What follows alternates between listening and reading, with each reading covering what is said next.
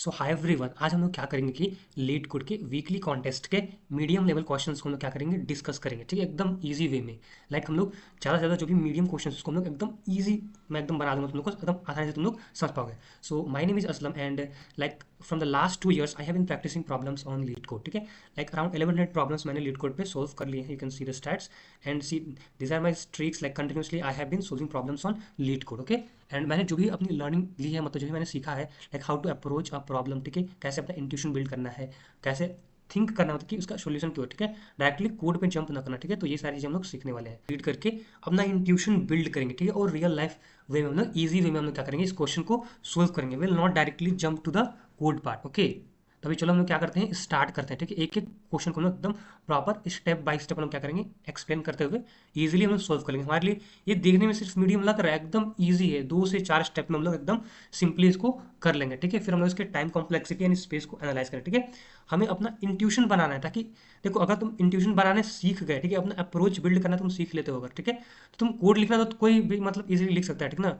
हमें कोड रटना भी नहीं है। ठीक है, we don't have to learn the code. ठीक है, हमें अप्रोच अपना बिल्ड करना, अपना इंट्यूशन बिल्ड करना है, क्वेश्चन को पढ़ के समझना है। ठीक है, अगर तुम अपना अप्रोच खुद से बना पाओगे, ठीक है, तो कोड तो तुम तुरंत आसानी से, कोड करना एकदम ईजी काम होता है। ठीक है, तो देखो ये मीडियम भले ही मार्क, लेकिन एकदम ईजी क्वेश्चन। ठीक है, तो चलो अभी स्टार्ट करते हैं। ठीक ना, so question name is mirror frequency distance. Okay, तो देखो हमें क्या दिया गया है कि हमें एक स्ट्रिंग एस दिया गया है जो कि कंसिस्ट कर रहा है lower case English letters and digits. ठीक है, इसके अंदर क्या क्या होगा, इंग्लिश लेटर्स होंगे और डिजिट्स।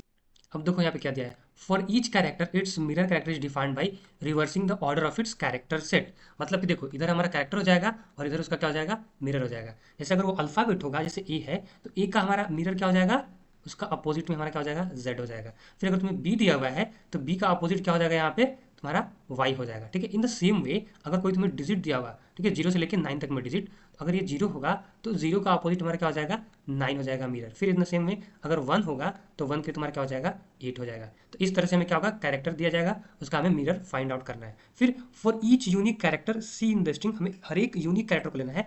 फिर उसका हमें क्या करना है, मिरर हमें एम का लेना है। मतलब अगर हमारा कैरेक्टर सी है और उसका मिरर हमें क्या लेना है, एम ले लेना है। ठीक है, अब उसके बाद हमें क्या करना है कि फ्रीक्वेंसी ऑफ एक हमारा रहेगा एक्स, वो डिनोट करेगा कि वो कितनी बार उसके अंदर अपीयर कर रहा है।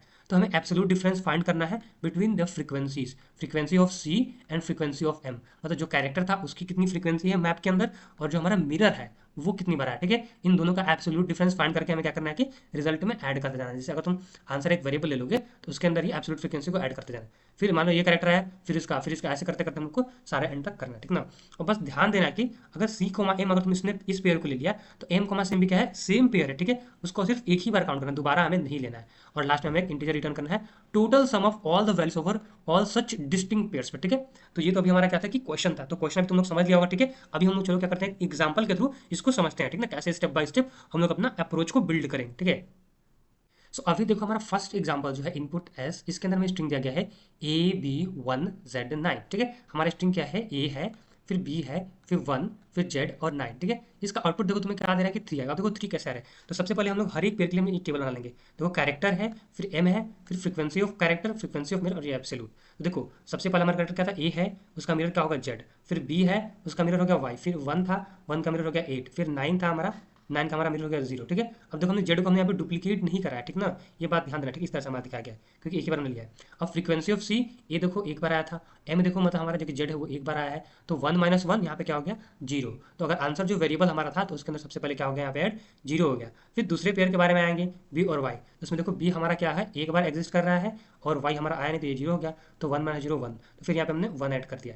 फिर इस तरह से 1 और 8, तो यहाँ पे 1 हो गया, और 8 हमारा आया नहीं तो इसलिए 0, तो 1 - 0 1। तो ऐसे करते करते हमारा लास्ट में फाइनली हमारा 3 रिजल्ट आ गया। ठीक है, तो समझ में आ रहा है कैसे हम लोग सोल्व करेंगे, एग्जाम्पल अभी क्लियर हो गया होगा। अभी क्या करते हैं कि अभी इसका अप्रोच हम लोग अपना बनाते हैं, कैसे हम लोग इसको सोल्व करने वाले हैं। तो देखो सबसे पहले हम क्या करेंगे ना कि जो भी कैरेक्टर है इसको हम क्या करेंगे, मैप कर लेंगे। मैप करने का मतलब कि कौन सा कैरेक्टर कितनी बार है, उसका काउंट। तो ये देखो यहाँ पे आया हमारा एक बार। ठीक है, ऐसे बी हमारा कितनी बार आया है, एक बार। फिर 1 हमारा कितनी बार आया है, ऐसे एक बार। फिर जेड जो हमारा है वो कितनी बार आया है, एक बार। और 9 हमारा कितनी बार आया है, एक बार।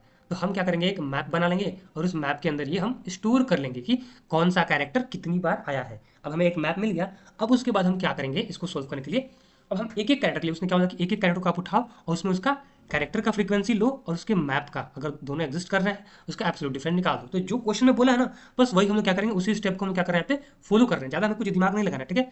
तो हमने क्या किया कि पहले की वैल्यू पेयर के फॉर्म में मैप में स्टोर कर दिया, क्योंकि फ्रीक्वेंसी की बात हो रही है तो हम एक मैप में इसको स्टोर कर लेते हैं, ठीक है।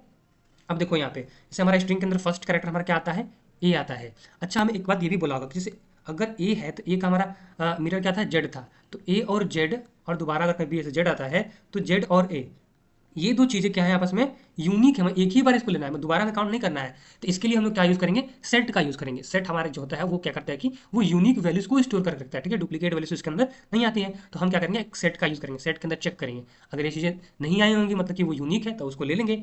अगर दोबारा आया होगा मतलब सेट के अंदर ऑलरेडी अगर वो होगा मतलब कि एक बार वो आ चुका है, तो उसको हम क्या कर देंगे, स्किप कर जाएंगे, कंटिन्यू कर देंगे उसको, ठीक है। अभी इसको हम लोग क्या करते हैं, थोड़ा क्लियर कर लेते हैं, ठीक है। तो सबसे पहले तो हमें क्या करना है कि तुम्हें कि एक कैरेक्टर को उठाना है यहाँ से, ठीक है। जैसे हमने ए को ले लिया है, ठीक ना, ए को आपने उठा लिया। अब जैसे यहाँ पे हमारा एक सेट भी लेते हैं, खाली सेट, ठीक है। यहाँ पे एक हमारा ये खाली एक सेट रहेगा, ठीक ना, ये सेट हो गया हमारा। इसमें यूनिकनेस के लिए हमने सेट, तो देखो ए को हमने लिया। अब ये जो हमारा है, जब सबसे पहले तो हम क्या करेंगे, फ्रीक्वेंसी के अंदर जाते हैं, ठीक है। यहाँ पे जैसे अगर ये फ्रीक्वेंसी अगर हमारा रहेगा तो फ्रीक्वेंसी के अंदर देखो ये फर्स्ट वाला बोलोगे तो हमें ए मिल जाएगा और सेकंड बोलोगे तो हमें ये मिल जाएगा। तो हम इस ए कैरेक्टर को उठा लेंगे, ठीक है। तो हमें क्या मिला, अभी ये ए कैरेक्टर मिल गया है। अब उसके बाद चेक करेंगे क्या जो ए कैरेक्टर इस सेट के अंदर आया है, इसका काउंट चेक कर लेंगे। तो इसके अंदर अभी नहीं आया है, मतलब कि ये अभी यूनिक है, ठीक है। इसके अंदर हमें ये नहीं मिला, तो हम ए कैरेक्टर को उठाएंगे यहाँ से। अब उसके बाद क्या करेंगे, इसका हमें मिरर फाइंड करना है। अब ए का मिरर कैसे फाइंड कर सकते हो, ठीक है। ए का मिरर फाइंड करने के लिए हम लोग क्या करेंगे यहाँ पे, हम लोग की क्योंकि ये कैरेक्टर है तो कैरेक्टर कैसे पता चलेगा, अगर वो ए से लेकर के जेड के बीच में रहेगा, स्मॉल वाला, या फिर हम बोल सकते हैं कि आज की वैल्यू की अगर हम बात करेंगे, अगर ये 97 से लेकर के 122 अगर ये रेंज में आता है तो ये हमारा क्या है, लोअर केस लेटर है। अगर ये लोअर केस लेटर है तो इसको हम कैसे निकालेंगे, तो जेड माइनस जो भी आपका रहेगा यहाँ पे जो कैरेक्टर का रहेगा, जो भी आपका कैरेक्टर है माइनस हम क्या कर देंगे, ए करेंगे, ठीक है। अब देखो ये कैसे कैलकुलेट करेगा, तो कैरेक्टर तो हमारा क्या था यहाँ पे ए था।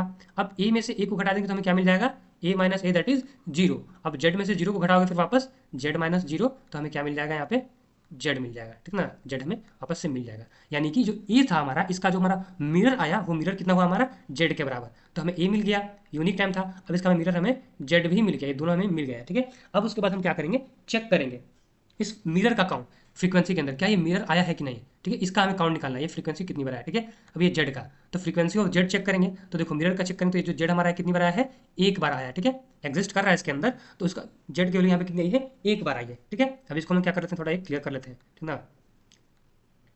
तो ये हमें क्लियर हो गया, ठीक ना। अब जेड की फ्रीक्वेंसी यहाँ पे कितनी बार आई है हमारी, एक बार आई है। तो उस फ्रीक्वेंसी को हमें क्या करना है कि ले लेना है, ठीक है।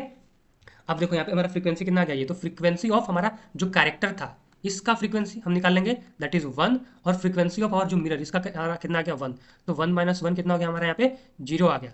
अब जो आंसर हमारा वेरिएबल रहेगा हमारा आंसर, उसके अंदर हम क्या करेंगे, इसको हम ऐड कर देंगे, तो ये जीरो क्या हो जाएगा हमारा आंसर में ऐड हो जाएगा। फिर उसके बाद अब ये जो कैरेक्टर थे हमारे ए और जेड, इन सबको हम सेट के अंदर डाल देंगे, क्योंकि दोबारा आएगा तो हम इसको पहचान लेंगे तुरंत, इसलिए हम इसको स्किप कर सकते हैं, ठीक है। तो अभी ये हो गया। अब अगले स्टेप में जब जाएगा ये तो इस तरह से बी आ जाएगा, ठीक है। अब सेम वही बी को लेगा, यहाँ पे बी को चेक करेगा मैप के अंदर, ठीक है। मैप के अंदर से यहाँ पे देख लेगा, हाँ 20 के अंदर है हमारा, ठीक है। अब यहाँ से क्या करेगा, सेट के अंदर चेक करेगा, सेट के अंदर बी नहीं है, मतलब ये हमारा क्या होगा कि अभी यूनिक कैरेक्टर है, ठीक है। अब बी का हमारा क्या करेगा, वो फिर से उसका मिरर निकालेगा। तो बी का मिरर कितना हो जाएगा आपका, तो बी का मिरर हो जाएगा हमारा वाई, उस फॉर्मुला से यहाँ से ए से जेड के बीच में आएगा तो बी का मिरर हो गया वाई, ठीक है। अब जैसे ही वाई आ गया तो हम चेक करेंगे क्या वाई इस मैप के अंदर है, नहीं है। तो नहीं है तो वाई की फ्रीक्वेंसी कितनी यहाँ पे होगी, मिरर की जीरो, ठीक है। और बी का हम लोग देखेंगे तो बी कितनी बार है, वन टाइम। तो यहाँ पे क्या हो जाएगा, one minus zero, that is कितना हो गया, इसका एब्सोल्यूट वैल्यू लेंगे तो हमें वन मिल गया। तो ये जो आंसर था जीरो, इसमें हम क्या कर देंगे, यहाँ पे प्लस वन कर देंगे। तो इसी तरह से हम सोल्व करते जाएंगे, तो zero plus one plus one plus one से करके हमारा थ्री रिजल्ट आ जाएगा फाइनली, ठीक ना। और फिर इसके बाद हम क्या करेंगे, इस बी को भी हम लोग इसके अंदर सेट के अंदर डाल देंगे, और जो हमारा वाई था इसको भी हम क्या करेंगे, सेट के अंदर डाल देंगे, ठीक है। इस तरह से हमें सोल्व करना है। अभी चलो हम क्या करते हैं कि इसका कोड लिखते हैं, कोड लिखना स्टार्ट करते हैं। तो सबसे पहले हम क्या करेंगे कि कोड में अपना अनऑर्डर्ड मैप बना लेंगे, ठीक है। अनऑर्डर्ड यहाँ पे हमने एक मैप ले लिया, अभी किस टाइप करेगा, कैरेक्टर कोमा इंटीजर, ठीक है। ये हमने अपना मैप बना लिया यहाँ पे, ठीक ना।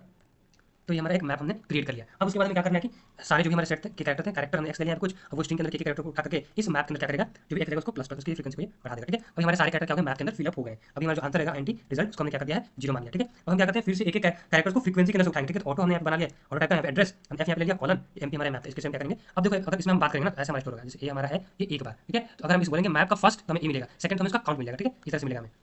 तो हम सबसे पहले क्या करते हैं, अपना कैरेक्टर को उठाते हैं, तो character c equal to f dot f i r s t, ठीक है। तो हमें कैरेक्टर मिल गया अपना। अब चेक कर लेते हैं क्या वो सेट के अंदर है कि नहीं है, ठीक है। इफ अच्छा हमें यहाँ पे तो सेट भी बनाना होगा ना, तो एक अनऑर्डर्ड सेट भी बना लेते हैं यहाँ पे, अनऑर्डर्ड अंडरस्कोर सेट, ठीक है। एक हम लोग सेट भी बना लेते हैं यहाँ पे, ठीक है। कैरेक्टर टाइप का, ठीक है। तो ये हमने सेट बना लिया एस टी, ठीक है। हमारा सेट बनाकर हम चेक कर लेंगे क्या इस सेट के अंदर काउंट इसका इस कैरेक्टर का अगर आया है तो हमें स्किप कर देना है, ठीक है। क्योंकि सेट हमारा यूनिक एलिमेंट आया हो तो ऑलरेडी आ चुका होगा, उसको छोड़ देंगे हम लोग। अगर नहीं आया हो तो हम क्या करते हैं, इसका मिरर फाइंड करते हैं, ठीक है। कैरेक्टर ने मिरर के लिए एन ले लिया। अब देखो मिरर की वही फॉर्मूला, अगर सी की वैल्यू हमारी ग्रेटर देन और इक्वल टू 97, ठीक है, ये हो जाएगा। एंड सी की वैल्यू हमारी लेस देन और इक्वल टू 120, मतलब ए से जेड तक के लिए, ताकि जो हमारा मिरर होगा, मिरर की वैल्यू यहाँ पे क्या हो जाएगी आपकी, mirror is equal to z minus जो भी हमारा कैरेक्टर है उसमें से हम ए को घटा देंगे, ठीक है। तो ये मिल जाएगा। नहीं तो हमें क्या करना है एल्स में, क्योंकि नहीं पता नंबर होगा हमारा, तो नंबर की हम क्या करेंगे, mirror is equal to simply आप उसके लिए क्या करोगे, अच्छा ये जेड हमारा कैरेक्टर है तो इसको ऐसे इसके अंदर पुट कर दो, ठीक ना। तब यहाँ पे अगर नहीं मिलेगा तो हम क्या करेंगे, यहाँ पे हम ले लेंगे 9 और 9 में से हम क्या माइनस करेंगे, जो हमारा कैरेक्टर है कैरेक्टर माइनस यहाँ पे 0, इस तरह से नंबर के लिए हमारा आ जाएगा। अब जब आगे हम चेक करेंगे, यहाँ पे हम क्या करते हैं कि उसका काउंट कितना है, किसका, जो मिरर वाला था, तो मिरर का काउंट यहाँ पे 0 मान लेते हैं। फिर चेक करते हैं अगर हमारा मैप था, मैप के अंदर हम देखते हैं काउंट किसका, इस एफ एम का, अगर इसका सॉरी इस एम का, इस मिरर का अगर काउंट अगर हमारा इसके अंदर आता है, ठीक है, अगर वो काउंट आता है तो हम क्या करेंगे यहाँ पे सिंपली एफ एम जो होगा किसके बराबर हो जाएगा, मैप ऑफ एम, ठीक है। इसका जो भी हमारा रहेगा वो हमें रिटर्न कर देगा, ठीक। काउंटिंग अगर नहीं आएगा तो हमें यहाँ पे 0 दे देना, ठीक है। अब ये होगा क्लियर। अब उसके बाद सिंपली आप क्या करिए, अपना रिजल्ट के अंदर ऐड कर दीजिए क्या, plus equal to absolute value of क्या फ्रीक्वेंसी जो करेगा, तो मैप ऑफ आपका हो जाएगा यहाँ पे map of character minus map of यहाँ पे map of character minus map of m, ठीक ना। एम क्या करते हैं सीधा एम भी डायरेक्ट लिख सकते हैं क्योंकि हमने यहाँ पे कैलकुलेट कर लिया है, तो ये हमारा हो गया। अब इसके बाद हम क्या करना है कि सेट के अंदर वापस में क्या करते हैं डाल देना है, तो सेट के अंदर हमें इंसर्ट कर देना है, बस इसको अपने कैरेक्टर को इंसर्ट कर दो। फिर सेट के अंदर हमें क्या करना है, इंसर्ट कर देना है अपने इस मिरर वाले कैरेक्टर को। ये दोनों हमने क्या किया, इंसर्ट कर दिया। और फिर जैसे हम लोग बाहर यहाँ पे आएंगे अपना लास्ट में अपना रिटर्न कर देंगे रिजल्ट को, ठीक है। तो ये हमारा कोड हो गया। चलो इसको सबमिट करते हैं हम कोड को, ठीक है। फाइनली हमने कोड को लिख लिया। तो इस तरह से हमें एक एक चीज़ को स्टेप बाय स्टेप करके लिखना है। अभी देखो हमने एक यहाँ पे गलती कर दी है, हमें एबीएस होता है, ठीक ना, एबीएस एब्सोल्यूट वैल्यू, ठीक है। अभी दोबारा हम इसको सबमिट करते हैं, ठीक है। तो तुम्हें कोड रटना नहीं है, तुम्हें क्या करना है कि अपना अप्रोच बिल्ड करना है, जो क्वेश्चन बोला उसको स्टेप बाय स्टेप करते जाओ, ठीक है। देखो फाइनली हमारा क्या हो गया, ये कोड हमारा सक्सेसफुली सबमिट हो गया, ठीक है। अगर इसकी हम लोग टाइम कॉम्प्लेक्सिटी की बात करेंगे, ठीक है, तो जितना मैप के अंदर एलिमेंट रहेंगे, ठीक है, उतना order of n times total ये चला जाएगा, ठीक है। टाइम कॉम्प्लेक्सिटी की अगर हम बात करेंगे तो ऑर्डर ऑफ एन टाइम्स हमारा ये हो जाएगा, ठीक ना, क्योंकि एन एलिमेंट्स अगर है उसके अंदर स्ट्रिंग के अंदर तो ये हो जाएगा। स्पेस कॉम्प्लेक्सिटी की बात करेंगे तो भी हमारा कितना हो जाएगा, ऑर्डर ऑफ एन, क्योंकि हमने एक सेट भी क्रिएट करा हुआ एक्स्ट्रा और एक वो भी, ठीक है। दोनों को कवर कर देंगे तो ये हमारा टाइम एंड स्पेस कॉम्प्लेक्सिटी इसका होगा, ठीक है। सो अगर ये तुमको अच्छा लगा, सोल्यूशन समझ में आया, ठीक है, तुमको ये भी इजी लगा प्रॉब्लम, ठीक है, बस तुम्हारा मेन फोकस होना चाहिए अंडरस्टैंडिंग पे। तुम्हारा अंडरस्टैंडिंग अगर बिल्ड हो रहा है तो तुम क्या करो, कोड को तुम खुद से लाइन बाय लाइन बदल सकते हो। तुम प्रॉब्लम पढ़ोगे और उस प्रॉब्लम को तुम कन्वर्ट कर दोगे सोल्यूशन में, ठीक है। So make sure to subscribe to my channel Aslam coding for more such LeetCode problems on contest, फिर प्रॉब्लम ऑफ द डे, ठीक है। और भी मैंने एक प्लेलिस्ट बना रखी है जिसमें ऑलमोस्ट 48 से 50 प्रॉब्लम सॉल्व कर रहा हूँ, ठीक है। तुम लोग उसको भी चेकआउट कर सकते हो। And make sure to subscribe to my channel Aslam coding for more such videos. So thanks for